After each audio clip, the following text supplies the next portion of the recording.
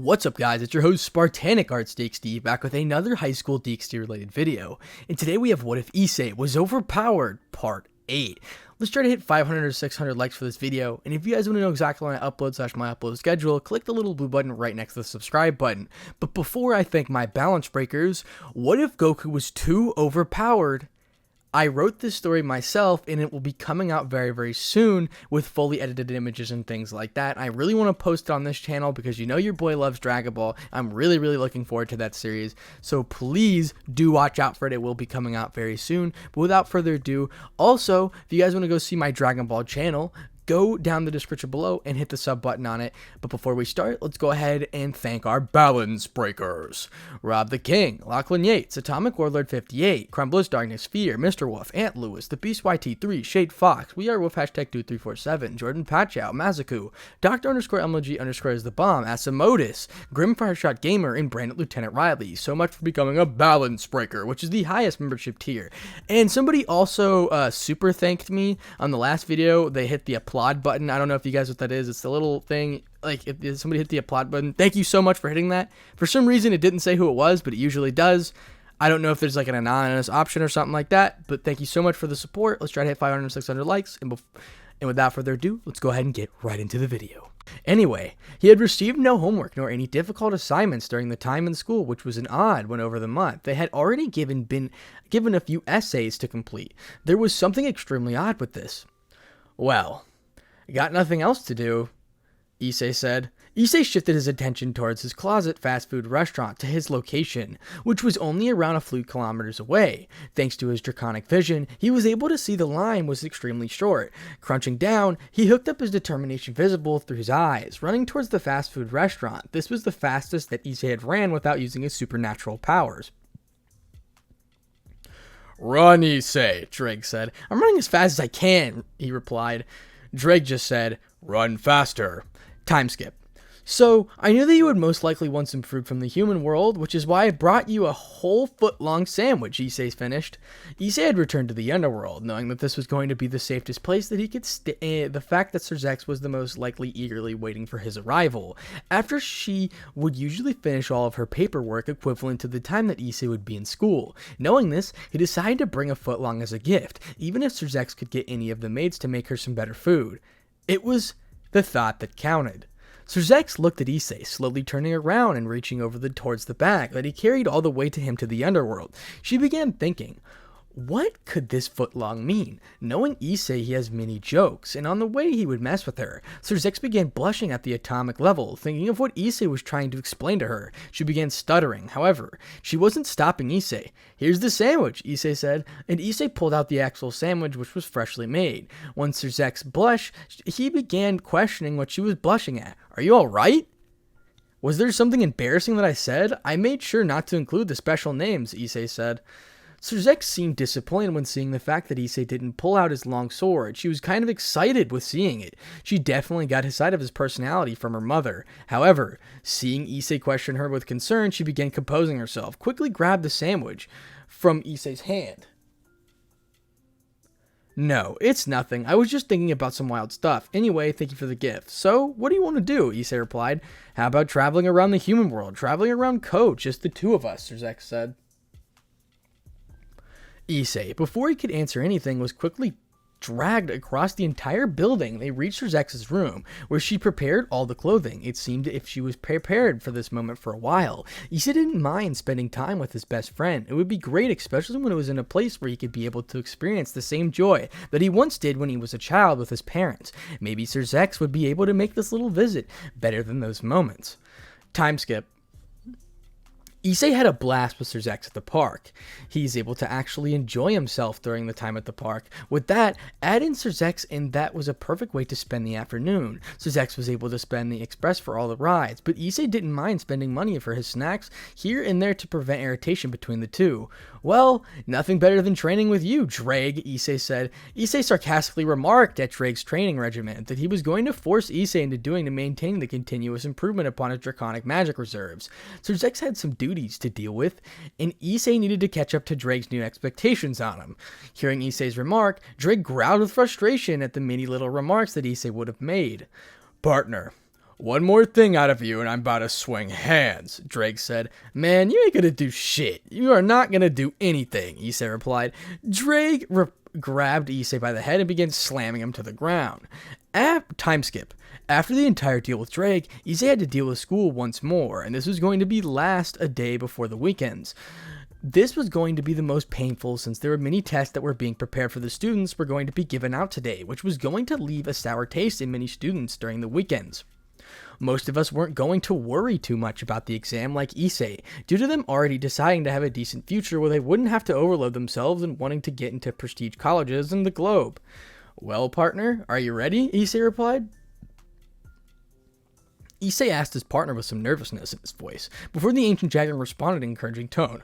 "What's the point in worrying when you've already studied well enough? If you fail the test, you failed, and if you pass, you passed. This isn't even the future you're trying to even have," Drake said. Drake, not being used to the idea of encouraging his partner, stated some crucial details to Issei that did make Issei feel more relaxed. The details of him not wanting to have a future in the human world were all true since he was going to try his best to become a figure in the supernatural world. Sighing to himself, Issei walked into the building with a positive attitude. Shake. Wait, before stepping into the building, Issei was able to sense a powerful presence not too far from where he was. Issei thought to himself. Thanks to his draconic senses, he could sense someone from a few hundred meters away with a powerful presence immediately disappear. Turning towards the direction, Issei was perplexed that someone with that much power was inside of this town, unless if someone the powerful stray. There were many possibilities of that who could been. He'll pay attention to that once he's done with these exams. However, Drake was taking note of the presence as well, but he was more perplexed with the quickness of beings' ability to immediately conceal their aura. There was something odd about this. Time skip. My disappointment is immeasurable, and my day is ruined, Issei said. Issei was exiting school with a grim expression. He had taken the math exam early in the day, which exhausted his mind from all the random calculations that he was trying to figure out. However, the worst part of the exam wasn't that his brain was exhausted, but that he didn't know what to do during most of the exam. Honestly, I think you failed, Drake said. Wow, thanks for cheering me up, Issei said. Hey, I was just being honest. If you have low expectations and then score highly above your extremely low expectations, then you'll be able to comprehend what you got in a far more positive attitude. Honesty is the best policy, Drake said. Issei heard those words and agreed with the fact that having low expectations would prevent him from panicking from low grades that he would have. Even if he wasn't worried about his future in the human world, he was stuck with the mindset that forced upon him by the parents of trying his best. However, hearing the last statement from his partner made him slightly annoyed. Responding in a frustrated tone, he began complaining about the last statement. You did not just copy Miss Karen had said, Issei said. Maybe, Drake replied. You and I both know lying is the best way of surviving in this fucked up world, Issei said. Way to ruin my fun, partner. You're welcome, best buddy. We are not best buddies. Yeah, we are. They continued arguing for a while until they arrived in the RC clubhouse, where Issei was invited once more to come in early, and they had a mystery to solve. Opening the door, Issei was met with Akano, the sadistic woman staring at him with the pure lust and smirk apparent on her face, and Rias, who was sighing in relief with Issei's arrival into the room. Konako was simply eating chocolate in the corner while eyeing down Issei, who gradually approached the two older women. Issei, I'm so glad you're here, Rias said. Rias stated with an uplifted tone, while Issei sat down in front of her, hearing from Grafia the other day about the church woman in this territory meddling with Rias and Sona. Who were the devils in charge of this minor territory, which could change at any moment if Sir Zex chooses to do so? The situation was grand. Even Issei, who didn't really care about others, took the situation seriously, motioning for her to begin speaking about what has been happening in the territory that Rias knew that was telling Issei the truth was important when he was the easiest person to reach. Also, if her sister had trusted this man and found him to be her best friend, then she could also trust this man. Also, her sister frequently would be in the meetings or would be busy with paperwork. Rias starts by saying, From what have I been told by the churchwoman, the night you left, the fallen Katri Kokaville has gone rogue and is planning on messing with this territory with the Excalibur fragments. Kiba, my knight, has gone to fight against ones that caused the Holy Sword Project. Sonovi and Ariane both went alongside him.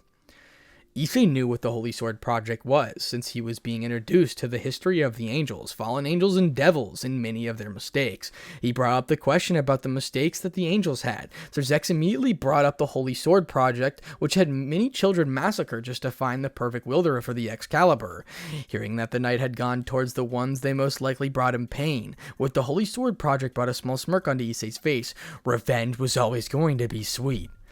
Anything else? Issei said. Unfortunately, we haven't received much since the entire area had been only filled with fallen angels and my queen, and I had to deal with them ourselves, preventing us from gathering information about the entire operation that's happening, Rias said. Rias admitted with a little bit of fear of not knowing what was happening in her territory, but Issei sighed while leaning back on the couch as he was sitting up. Things were going to get bothersome really quick. Especially with a rogue catchphrase. That might to back up an army was roaming around the world, but there was something that didn't make sense to Issei. If this was an operation that was being led by a catchphrase fallen angel, wouldn't they follow that fighting against any of the factions alone? Even with these pesky fallen angels, would it be suicidal? Issei was beginning to think that there must be a specific someone in the army that would be able to deal with Serzex or Hajuka. I want to tell Sona to warn her sister of the crisis that is happening and tell her directly to come into this area. There is something fishy about this, Issei says. Rias was going to protest since Sona didn't want her sister to know about this or else she would begin on a rampage of the fallen angels, but Issei already left towards the left center of town. Drake, begin the communication circle directed towards Serzex, Issei said. Are you sure, partner, that this is a wise decision? Having a super devil would be quite excessive, Drake said. Partner, I have a bad feeling about this. A really bad feeling, Issei says. Fine, partner. Just give me a second and there, Drake said. A small circle with Lucifer crest was formed right beside Issei's right ear where he began speaking towards Serzex. Hello, Issei, how's it been? Did you really miss me this much to call me? I should have known to be by your side to make sure that you wouldn't be bored. Yep, there goes her childish behavior taking control of the conversation. In an instant, Issei ignored the entire conversation that Serzex was trying to have with him, and he began speaking about the matter that he was dealing with. Catching her up on the entire deal, it would have been foolish not to tell his king or the army that they were dealing with a Great War veteran, and a battle-hungry veteran at that. So, Kokaville has begun initiating his plan. Why hasn't my sister informed me about the fallen angels trying to murder her in her territory, Serzex says. Serzex was obviously livid with Kokaville, wanting to murder her sister and start a great war between the factions again.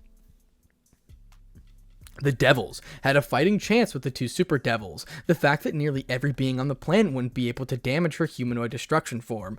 Another thing was that her sister was being too careless and not informing her during the night about the entire deal with the Fallen wanted to kill her. Things were going south for the devils, especially when they're the ones that take the largest loss if Kokaville's plan does work. Shake! Issei could sense someone behind him. This was the same person he sensed from before, earlier in the morning before entering the school to fail his exams. Issei slowly went quiet, beginning to worry Serzex since this was too quiet. Slowly, he began speaking to Serzex in a demanding tone. I'll be speaking with you in a little bit, Issei said. Serzex, becoming very worried with the way that Issei was speaking and acting with her, immediately began questioning what was happening with Issei. Wait, Issei, what's happening? Are you under... Serzex got cut off. He quickly shattered the communication circle with his fist alone, and turned around and met with a powerful kick to his gut, sending him flying towards the school area.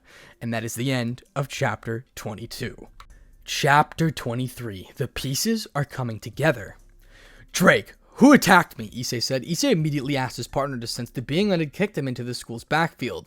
But what was awkward about this is that Issei didn't see any of the students in the area. That had meant to him that he was directly set into a barrier that prevented the humans from seeing their actions. Turning towards who he kicked him, Issei's senses immediately kicked in, forcing him into spinning around and blocking a powerful kick to his back with his right forearm. Not bad, even for the Red Dragon Emperor that has turned himself into a devil, Kokaville said. There floated a catchly-class fallen angel. Kokaville, the one, had gone rogue for the purpose of starting another war. Spreading all out his wings, Kokaville, in the matter of seconds, had formed a dozen spears of lights and rained them down upon Issei. Thanks to his body becoming that of an evil dragon, Issei wasn't truly a significant disadvantage by these light spheres. He was basically only weak to dragon-slaying weapons due to the dragon psychology being superior to that of a devil and taking control of its external part of his body. However, that didn't stop them from damaging since Kokaville was the one throwing them and not a regular fallen angel. Jumping out of the way and beginning to boost, he didn't waste any time and entered into his balance breaker form. Welch Dragon, Balance Breaker! Immediately, Issei began rapidly boosting to obtain as much energy as he possibly could before fighting the fallen angel. Boost times 10! Kokaville seemed to be bemused by the extent that Issei was going to be prepared for the fight with him, even beginning to wait for Issei to finish boosting. This was a true battle maniac. Now, this is where it's interesting. Things begin to happen, Kokaville finished. Kokaville rushed straight towards Issei, while stealthing back his power, and clashed fists with Issei. Continuously, the both began landing blows onto each other. Each time Kokaville would begin to unleash more of his power, the more Issei boosted. Beginning to see that Issei was a worthy opponent, Kokaville began unleashing a significant portion of his power, directly landing a powerful kick to the back that followed that Kokaville appearing in front of Issei and slamming him directly into the ground, shaking the entire dimension they were in. Huh. Not bad. Even though I haven't fought much, I'm still as powerful as I used to be during the war, Kokaville said, but he immediately was hit by a powerful gut punch, followed by a barrage of punching that had been pummeling him into the ground. Even he was the weakest catre. He was still considered to be a threat to most beings, but Issei was giving him these hands like no tomorrow. Boost times 10. Powering up even further beyond, Issei continued pounding Kokaville's face against the ground with his hands alone. Blood was escaping the catcher's lip. Even if Kokaville was superior to Issei in power, which they both knew, Issei wasn't a mindless idiot thinking that he could win the fight. He knew that he wasn't a match for the catcher if he actually fought seriously. Keyword, if he actually fought with all his might. Boost times 10. Continue aiming for his right side of his face. The quicker you destroy that section of a face, the quicker he dies, Drake said. Kokaville had enough and released all of his power. Boost! I've had enough. Now I'll show you the might of a true fallen angel. He screamed into heaven while being enveloped in a massive dark aura, began shifting the atmosphere from the mysterious silent peer of malicious and uneasiness. Issei decided now that was the best time to ever use the illegal moves. Boost times 10. Welch, Chaotic Knight. Issei was in his quicker form that would allow him to have a fighting chance. Kokaville rushed straight at Issei with killer intentions, but Issei backed away just in time to dodge. Boost! Ducking at the rapidly approaching Kokaville, who was rushing straight at him, Issei was able to continue dodging for the next few blows before taking an explosion head-on. Being blown back, skidding across the ground into schools, Issei was seriously at a disadvantage from the pure might that the fallen angel had. Boost times 10. However, what Kokaville didn't know was Issei was getting stronger the more they fought. Kokaville was fighting their rage, allowing Issei to predict his movements enough for him to time. Boost! Get strong enough to... Die, you! Kokaville said. Boom! Entering into his rook form, Issei was able to land a deadly blow straight onto the fallen angel's back, allowing for Issei to revert back to his knight form, continuing his barrage while his hits while boosting. Issei easily surpassed Kokaville in the matter of seconds. Now he was just making a mockery out of the fool. Partner, look out for the... However... Before Drake could finish, Kokaville formed an explosive light spear, with it quickly stabbed it straight into Issei. Once the explosion took both of them, Issei was revealed to be coughing up blood onto the deviously smirking Kokaville. Shit, Issei said. Issei backed up while looking at the hole in his left side, the stomach. Before you say anything that you Dragon Emperors usually say about being a cheap move, let me tell you something. In a fight, there is no cheap move. It's killed or be killed, Kokaville said. Kokaville said with annoyance. He must have heard those words many times in his life being part of the Fallen Angel faction. You're right, Issei says. Boost! In a second, giving off a fake act of being in pain, he was able to appear behind the fallen Catre and grabbed his wings. The Fallen Angel didn't notice thanks to him being given the expression that Issei was in a critical state. But thanks to the immense pain tolerance, he was able to shrug off the pain and appear behind Kokaville, who easily was caught off guard. It's kill or be killed, Issei finishes. Issei, with one soothed motion, was able to rip the wings directly off the fallen Catre, making the Catre scream in absolute pain. Blood was exploding out of the fallen angel's back, while Issei smirked at the useless piece of shit lying on the floor. I wouldn't have mind having these wings as a bargaining pieces, Issei said. Issei mocked the fallen, while being to power up even further and make the fallen realize the mistake of not going all out at the beginning, because the fatigue of losing his wings and the amount of blood loss was going to be a massive issue for the fallen if he wanted to fight against Issei. Welch, Chaotic Knight. In a brief second, Issei was going to end the life of the Catre, not even going to show mercy because he needed to take advantage of the current situation. However, slice! From behind, Issei was hit by a sharp, dense beam which tore straight through his armor as if it was cheese. Turning around while coughing up blood, he could see a devil was seen standing in the middle of the light, an afterglow of the beam that was being sent straight. What a pitiful creature. Can't believe those clowns taking the names of the Satans through reincarnating such a disgusting beast, Shalba said. You son of a bitch, Issei said. Scene change. Serzex began having the feeling that Issei was in trouble. Ever since she abruptly heard that Issei destroyed the communication circle, she began thinking the worst. She knew that Kokaville, thanks to the news Issei gave to her, was in the area waiting to kill her sister. What the hell is wrong with that fallen angel? Serzex said. Serzex slammed her hands on the desk, shaking the entire building and land in the proximity. Everyone could sense the power of Serzex beginning to skyrocket while her anger began increasing. Her power of destruction was beginning to lose control. Quickly, she needed to gather some troops and send them to Ko. The council wouldn't allow her to abruptly leave the underworld without reason. This was a reason, but it would take some time for the council to actually pay attention to what Serzex was saying. However, she could send reinforcements without their permission. I need help, now, Serzex said. She busted straight through the door and began sprinting down the hallways towards her main room, the living room. Scene change. Rainier was terrified. She was the one that knew the Red Dragon Emperor hated her with a deep passion. She needed to stay away from the dragon, but she also needed to make sure that Rias, Gremory, and Sonocitri are killed. Fallen angels, Rainier said. She spoke with some confidence, while looking behind the army of fallen angels that were by her Kokaville. She was the commander of the fallen angels in this army, the army of the rogue fallens. Begin the search and killing Rias, Gremory, and Sonocitri. Make our leader proud, Rainier says. They all screamed in approval and began flying around the entire city. The fallen angels had covered up the entire city in a barrier that would make the humans were asleep or were just gone. The barrier inside the barrier that they were inside was the barrier that Kokaville and Shalba were using to fight against Issei without outside interferences. Lord Kokaville, please kill Issei and make sure he never sees me again, Rainier says. The cold glare, the cold attitude, the malicious power that Issei showed during the raiding game against both Ruvel and Riser had completely terrified Rainier. She had met the man when he was just a humble dork, but now he was someone that showed no mercy in destroying his opponent. He showed no mercy to Ruvel or Riser, destroying their pride in front of the entire supernatural world. And that is the end of Chapter 23. The pieces are coming together. Chapter 24. After the event of Issei departing from the clubhouse, Rias was sitting down and was contacting Sona about the situation.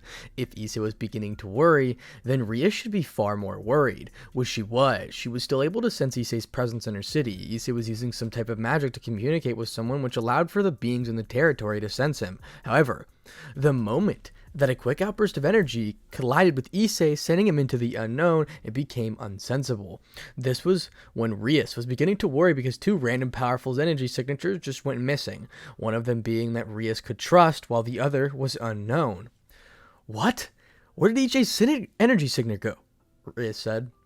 Rias was trying in her best sensing Issei's power. It immediately was gone. It disappeared after exploding for a quick second. That presence, it was familiar to a fallen angel, Akeno quoted. Akeno was beginning to feel her blood boil and sensing a fallen angel fucking with her once more. However, that was when she saw a communication circle appear beside her ear and her sister began screaming. Rias, where is Issei? Now, Serzex said. She had a tone purely filled with worriness and anger. Rias knew that Serzex, her older sister, was caring towards Issei. She didn't know why, but she would soon figure out why. Rias answered in a saddened tone. It immediately disappeared while another powerful signature took Issei with him. Something's happening. I don't know what's happening, Rias said. Rias replied in her own uneasy tone. Serzex clicked her tongue and quickly dismissed the communication circle. She quickly began sending information about the entire situation towards Grafia. The both of them cared for Issei. One cared for him more as a mother figure, even if it didn't see her in that way, and Serzex naturally had feelings for Issei. Rias sighed. Akeno, let's go, Rias said. Rias and Akeno quickly rushed towards where they sensed Issei before and he disappeared. However, on the way towards the location, they were trapped inside of a magical barrier of army of fallen angels were in front of them. Fallen angels! Rip and tear in them until it's done, Rainier says. Ah, shit. Here we go again, Rias says. Bring that ass here, Akeno replied. Akeno began electrocuting all of the fallen angels. Time skip. Shalba was seen watching the current Red Dragon Emperor beginning to drop down onto his knees from the massive holes in his body. Coqueville, if we weren't working together for this objective, I would have killed you for this pitiful, Shalba said. I was just caught off guard, Coqueville replied. Coqueville slowly got back up, looking at the Red Dragon Emperor with his wings in his hands. Shalba quickly threw a small vial of phoenix tears. Only one remained, which was enough to Coqueville to heal up. Issei was slowly, with great effort, beginning to get up onto his feet while looking at the two interacting with each other. Drake, how long will it take to heal the armor? Issei said. It will take only a few mere moments. I suggest trying to leave the area or else something is going to be difficult, Drake said. Issei looked at the two begin approaching him, with their auras out. What the hell is your plan anyway? Why are you doing all this bullshit? Issei said. Well, since you've entertained me for a while, I'll show you what we want, Coqueville says. But when we do say it, we can't wait to see your reaction, Shalba finished. You see, we have been getting sick and tired with all this softness of these biblical factions, so we decided the best way to end this was to create our own union. Which we did, Shalba finished for him. They both were directly in front of Issei, who was putting up a decent act while absorbing the negative emotions that he was creating due to his current state into power. He was really beginning to love the fact that he was an evil dragon and not a regular one, even if he was far more unstable and unusually approached as a villain. Now, our goal is to create a utopia of pure violence and fear. Shalba raised his hand, voting for silence directly onto Issei's head. Issei was able to perfectly catch the hand while smirking. Just like usual. You all just love blabbing about your goals, Issei said. Shalba raised his hands, motioning for the slice directly onto Issei's head. Issei was able to perfectly catch the hand while smirking. In an instant, Issei began powering up with a powerful malicious aura, beginning to even overwhelm that of the two beings in front of him. His eyes began hollowing out, only seeing a white flare, leaving them making him seem if he was standing dead.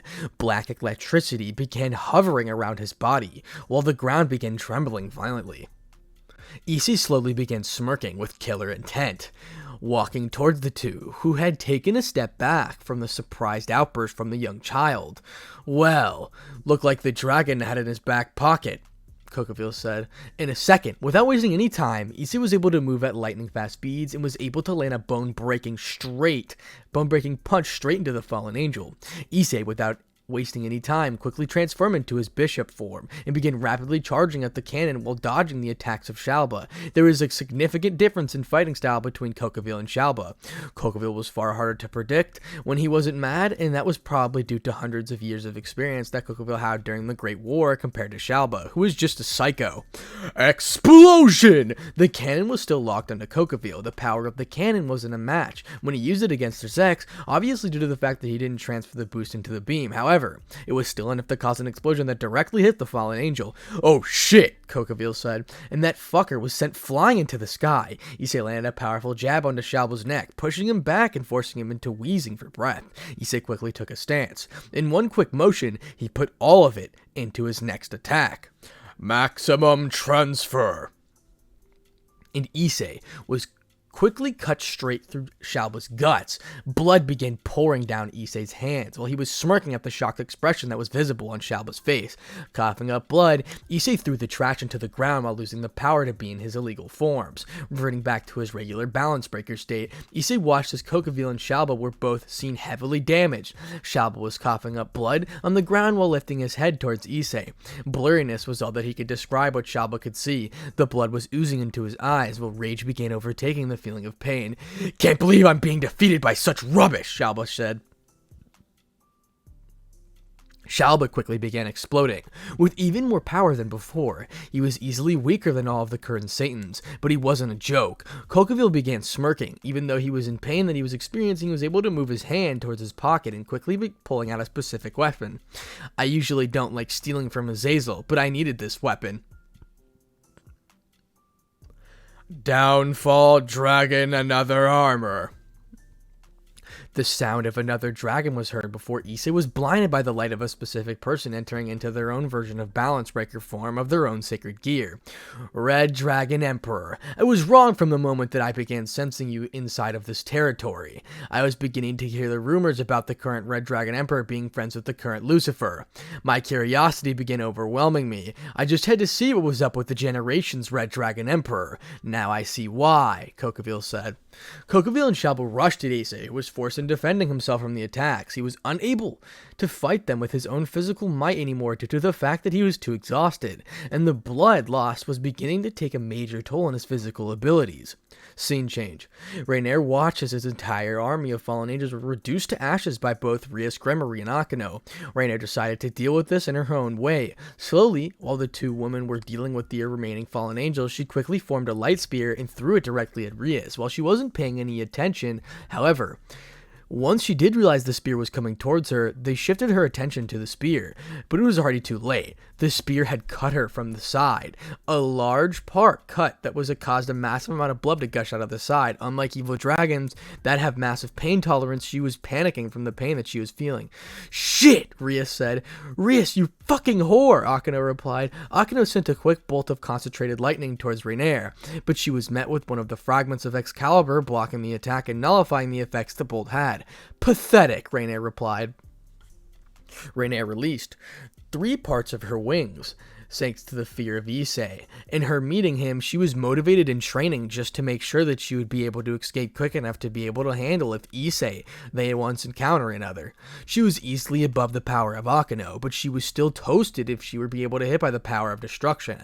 However, thanks to her many years of experience, she could easily predict and maneuver out of the way of projectiles. Rainier had this in the bag. "Fuck," Rias said. Rias was still screaming about the pain that she was experiencing. However, she was able to stand and glare at the fallen angel that have attacked her. "Rias Gremory, I can't believe a month ago I used to fear you. But look at you now, helplessly lying like a bitch on the ground," Rainier said. Rainier mocked Rias, causing the woman to feel enraged in their aura of destruction. "I'll make sure to kill you without any mercy," Rias says. Rias rushed towards the woman, but Rainier was prepared for such a movement. Right when they were both in front of each other, a massive blue ball rushed straight at Rainier and forced her into blocking the attack. Rainier, when she was distracted, Rias was able to land a punch filled with the power of destruction, causing a massive explosion, forcing Rainier to be launched into the barrier directly in the middle of the school field. Scene change. Issei was seeing blood, destroyed, and with another hole in his body. He was only alive thanks to Dreg trying his best to heal him. Not bad battle, Issei Hyodo. I think that's your name, but it's time to end this, Coqueville said. Forming another light spear, Coqueville was able to land the final blow, but he was quickly interrupted by the barrier being intruded by another fallen angels in both Rias, Gremory, and Akeno. All 3 were sent flying into their respective sides. When Issei looked at the woman, his blood began boiling who the woman was. Rainier was in front of him. Even if she had blood oozing down her face, he could tell that he was still alive in front of him. "Partner, don't let your emotions begin controlling you. Listen, just hang on while I try to heal your armor around you, partner," Drake said. Issei ignored everything that Drake was telling him. The woman that he hated the most was in front of him. Issei began seeing the images of his dead parents in his head, the many memories that he had with them beginning to haunt them once more. Issei was beginning to feel sadness like never before. He was beginning to break down in his mind, but that quickly charged to anger to seeing the woman just staring at him. She was still alive. She was still able to live. What angered Issei the most was the fact that she thought that she could leave without any consequences. She thought that she could leave without facing the wrath of her decisions. She thought that she could live to tell the tale after fucking with the Red Dragon Emperor. While Issei was beginning to see red, literally and physically, Coqueville was questioning the fact that Rainier was in front of him. "Rainier, what the hell are you doing here?" Coqueville said. "Lord Coqueville, I'm sorry for failing you again," Rainier replied. Coqueville sighed with disappointment, but once Rainier turned to see who could have forced Coqueville into the strongest form, she began trembling at seeing Issei glaring straight at her with his energy about to explode. "Lord Coqueville, that," Rainier starts. She began pointing at Issei with fear. The glare that Issei was giving the woman was enough to strike fear into anyone. Even Shalba and Coqueville shook when seeing the glare. Issei's eyes were oozing with blood, making the glare far more sinister than before, while his mouth was colored in red. Coqueville began noticing the interaction between the two and slowly began contacting the dots. When hearing Rainier's story from when she joined him, saying Rainier was fearing Issei, and the way that she would react when seeing the Red Dragon Emperor on the news all the time, Coqueville finally understood why Rainier feared Issei, and he was going to exploit this. Would you look at that? Red Dragon Emperor, isn't this woman the same woman that killed you on your date? Kokaville said. Kokaville appeared behind Rainier and grabbed her by the head while pointing her head towards Issei. Wiping the blood off her head, Kokaville smiled when seeing both facial expressions of Issei and Rainier. Issei gritting his teeth when remembering. The same woman that killed your parents, Kokaville finished. He was enjoying seeing Issei's reaction, seeing the blackish aura beginning to envelop Issei once more. I wish if I could have seen their screams in agony. It would have been so delightful hearing their last wishes and telling them that it was their son's fault, Kokaville said. Say one more thing, and I'll make sure being labeled a rogue would just be child play to whatever I'm about to do, Issei said. Kokaville didn't stop. Shaba began stepping back while shaking. The power that was being in front of him had beginning to slowly expand outwards. Shaba was going to tell Kokaville to stop. However, Issei began slowly hearing the voices in his head. It was your fault. Why did you have to do it? Why did you do it to us? The curse of the Juggernaut Dry was beginning to try its best to force Issei into saying the chant. However, there was a benefit of being an evil dragon. Do you want revenge? Let us take control. You must use the power. Use the Juggernaut Drive. Orbs began to form around Issei. It was similar to the Juggernaut Drive. However, Issei began absorbing the orbs right back. Come on, what's wrong? I wouldn't be surprised if Sir Zex was to die next. Everyone that seems to be close to you seemingly is always in danger. Rias was near you for a few days, and here I am wanting to kill her. I mean, if you want to send the others to see your parents, be my guest. Hearing those words, Issei began to remember what started all this hell.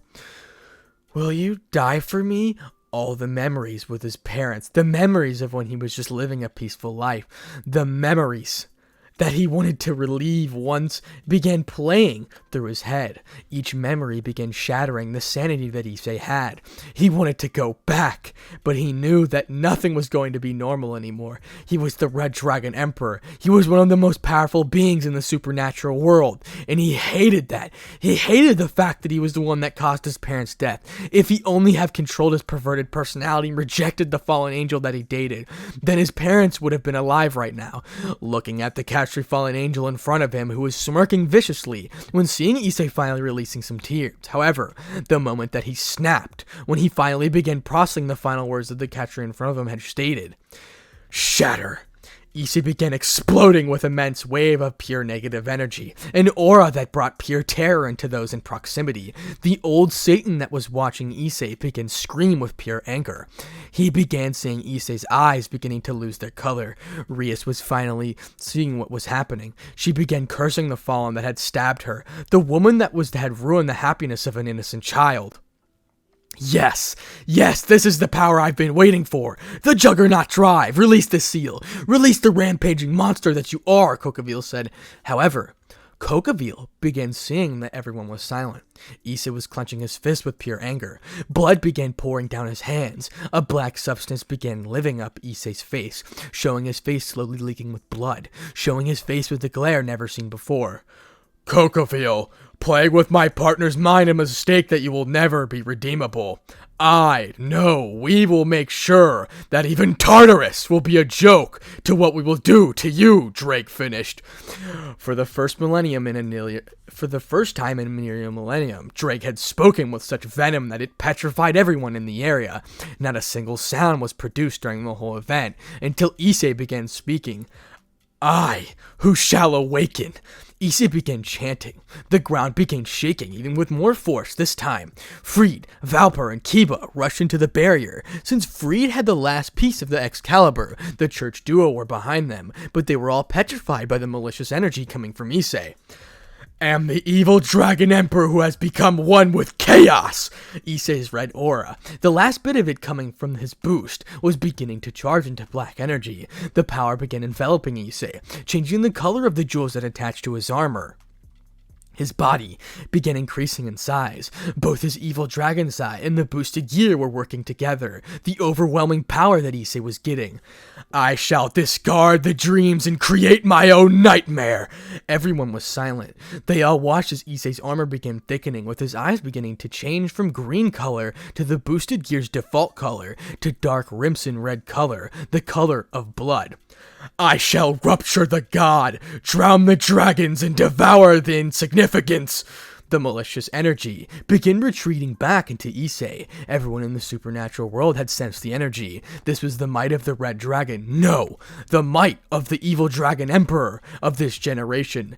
I shall show you the genocide that I bring within. Issei finally slowly began to losing his normal voice, the voice of a child, one of true demonic dragon. Berserker incarnation!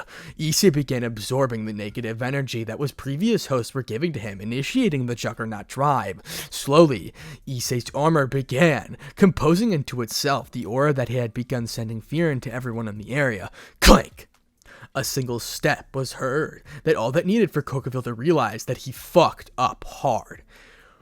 Rip and tear until it's done, Issei says. In an instant, Issei ripped off both Rainer's wings and limbs straight off. She was still alive, but she was basically useless now. And that is the end of chapter 24. Now this part was absolutely crazy, and I apologize for ending it here, but that was like 20 minutes of reading, and I'm very clapped right now. So I hope you guys will like the little image that I'm going to create just for the specific scenario, because I want you guys to know what was happening right there. So I'll just use like one specific image so you guys can realize that how angry Issei was when he saw Rainier once again. But thank you so much for the support. That is the end of part 8. Remember, if you guys want to see Dragon Ball What Ifs, one will be coming out very, very soon with images and everything, called What If Goku Was Too Overpowered. I know you guys like Betrayed What Ifs, and I know you guys like how powerful people are, so I took that and I'm going to put it into my Goku series as well, because I really like Dragon Ball, and I just cannot get enough of it. I've been reading the manga, doing all these things, so I know a lot of the abilities and storylines, so the story is going to be very detailed, much more than my others. So once again, and what if Issei was betraying the dimensional gap? A part 4 will probably be coming out very soon. I haven't wrote the other half yet, so I have to finish that. It'll probably like 4 to 5 minutes. Once again, I'll post like those 4 to 5 minutes of those videos, and then I will post these longer videos intertwined with them, so that the people who want the longer ones and the people who like the power-ups and the crazy fights will get those with all the images and actions. What would you like to see? That actually gives me an idea. Would you guys like to so let's say I do like a super long part, right? And there's like a super incredible fight scene that happens like this one, and I just make this specific part just full of images and post it on the channel with like crazy effects and things like that to like really explode the emotion, and like I'll revoice it and everything. It'll be really cool, in my opinion. I might actually consider doing that. So thank you so much for the support on this channel. Let's try to hit 500, 600 likes. And remember, go subscribe to my Dragon Ball channel, which will be linked down in the description below. And without further ado, Spartanic Arts DxD out.